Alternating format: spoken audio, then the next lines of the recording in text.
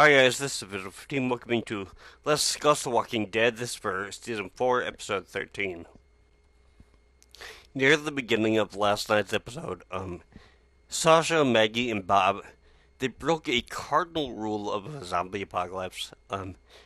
Do not wander around in heavy, dense fog, because that just spells trouble. The best thing for them to do is probably to, find somewhere safe until the fog rolls through, or excuse me, maybe climb up into the top of a tree or something, just to kind of get out of the way, um, because fighting in dense fog, especially with really low ammunition, is a definite no-no. I can't believe that they actually decided to take that risk.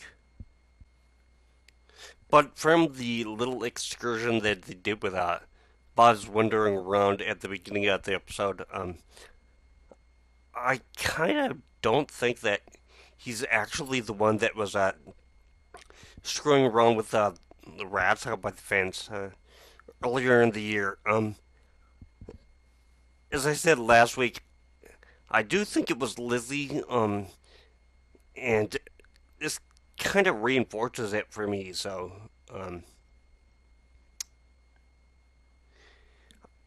I don't know if it's a really good idea to always be camping outside, especially with kind of exposed fire like they've been doing.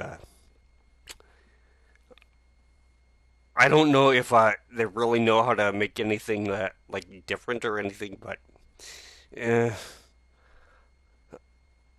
I don't know if it'd be good to do it that way or not. So, um, I'm sure that they could run into like a little house or something, even if it's kind of in late afternoon, and they could kind of head out, from there, and hopefully find another house by the time they have to go to bed and stuff. But I'd find a house,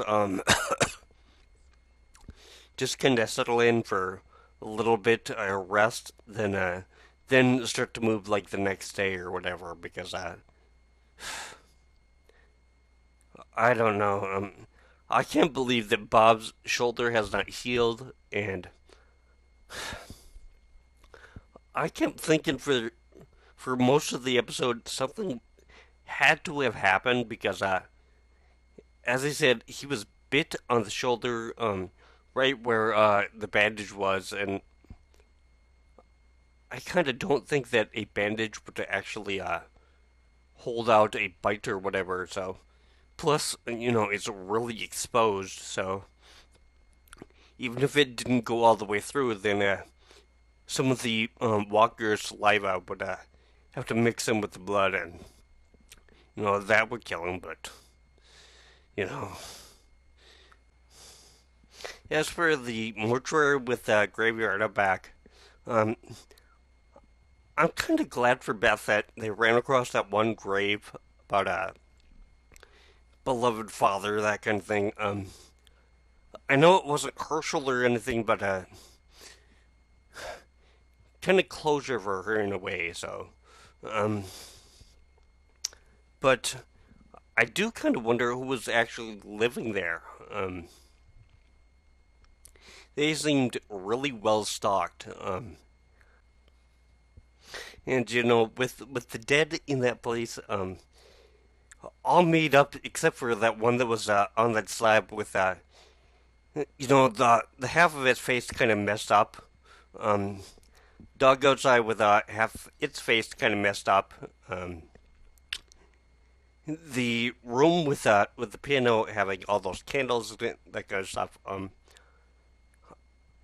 I kept thinking of Phantom of the Opera, and I'm wondering if that's kind of the person that's living in that place. Somebody who's kind of rejected by society because of like either some physical attribute that really isn't the same as everybody else, or maybe a little mentally deficient or something like that.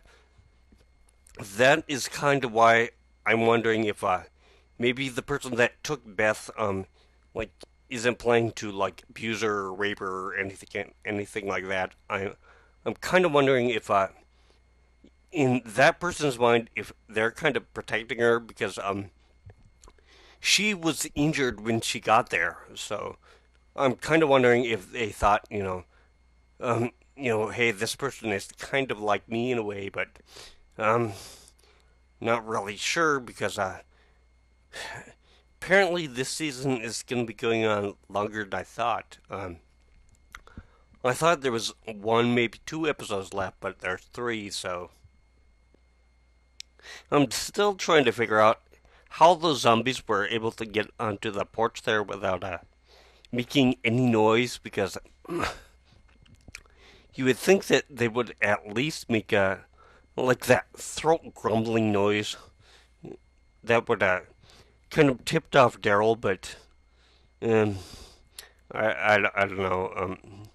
There wasn't any meat or anything that I could see. So I don't know exactly what lured them exactly there.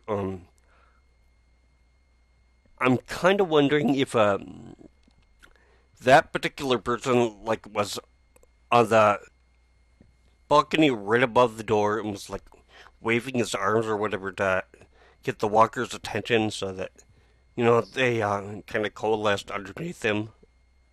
And then of course when Daryl opened the door, they saw their shot to get in. So that's the only way that I can think of it. So then of course when Beth ran out, he just kind of or she just kind of jumped off the roof or whatever. So because it wouldn't have been that far. I think if he would have or she would have jumped off and maybe did a tuck and roll, they could just go through without injury. But I kind of wonder what's going to happen with Daryl now that he's with the biker gang or whatever. I think what might be a good idea for the writer to do is that kind of have the Daryl character disappear for like maybe half a year or whatever. And then when they decide to bring him back, kind of have it as a quote surprise. Then like the year or the episode that after he's actually back, then do a kind of a montage to see what he's been doing for the last couple of months that nobody has seen before. But I don't know. So, um, but what I think they're going to be doing is they're going to have it so that Daryl is with those guys, basically until he finds a couple of other people from the prison where he lived, or when he finds Beth again or whatever. So, well, I think that's about it for this episode. So I'm going to sign off for now. This is Episode 15. You've been watching Let's Discuss The Walking Dead. This has been for Season 4, Episode 13. So, I will see you next week for Episode 14. So, take care.